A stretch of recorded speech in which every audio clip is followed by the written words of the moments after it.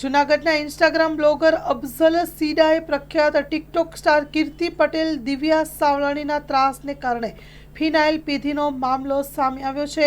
Police ફરિયાદમાં અન્ય 3 ઇસમોના નામ પણ સામે આવ્યા છે।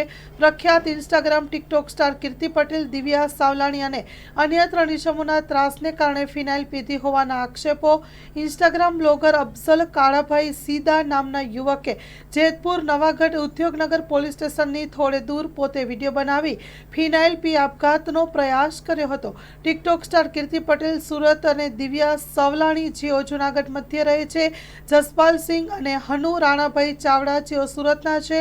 વિરમ ચોથાભાઈ મેવાડાના ત્રાસને કારણે ફિનાઇલ પીધી હોવાના આક્ષેપ છે।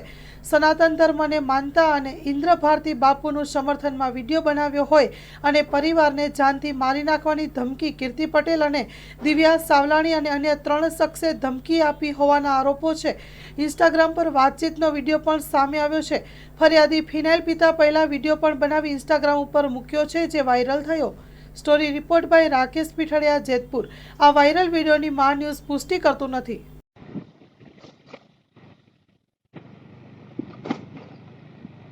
क्या છે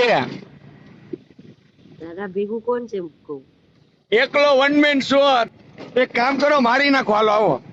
વિશ્વાસ નથી ને? વિશ્વાસ। મારું નામ સીડા અફઝલ કારાભાઈ છે।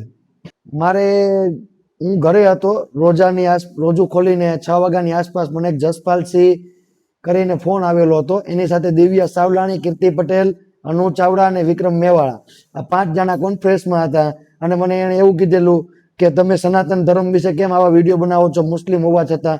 તો મેં એને એવું કીધેલું, ના તો હું હિન્દુ છું, ના તો મુસલમાન છું, ના તો શીખ છું, હમ સબ એક હે, મેરા ભારત મહાન। ઇન્દ્ર ભારતી બાપુને હું બાપ સમાન માનું છું, તે છતાંય મને આ વાત ગળે ના ઉતરી એટલે મેં આ વિડીયો બનાવ્યો છે। તો મને એને એવું કીધેલું કે તું વિડીયો ડિલીટ કરી નાખ, નકર તને જાનથી મારી નાખશું અને 20 લાખ રૂપિયા અમને તું નહીં આપે તો તારા ઘરેથી તને ઉપાડી નાખશું ને તારા બાપની જેવી હાલત થઈ છે, પગ વગરનો થયો છે, એવી રીતે તારી હાલત અમે કરશું। તો હું ડરના કારણે ઘરેથી ફિનાઈ પીન અને હું જેતપુર બાજુ આવેલો। મને ખબર નહીં હું કઈ રીતે જેતપુર પહોંચ્યો છું। મારી પાસેથી ફિનાઈ પી લીધી મેં અને પછી મને ખબર નહીં કોણ મને દવાખાને લઈ આવ્યું કે શું છે એ મને કઈ ખબર નથી। એ મેં દિવ્યાએ મને એવું કીધેલું વિડીયો કોલ કર, તું ક્યાં છો? તો મેં એને વિડીયો કોલ કર્યો। વિડીયો કોલ કરીને મને કહે કે બતર તારી સાથે કોણ કોણ છે? એણે મને એટલે બોલાવેલો હતો કે એ લોકોનું ષડયંત્ર હતું કે મને બોલાવીને મારવાનો પ્લાનિંગ હતો એ લોકોનો। આ જેતપુર પોલીસ સ્ટેશનેથી મને નિવેદન લઈ ગયા છે। હાલ મને કોઈ FIR કે એવું કઈ મને ખબર નહીં હજી શું થયું।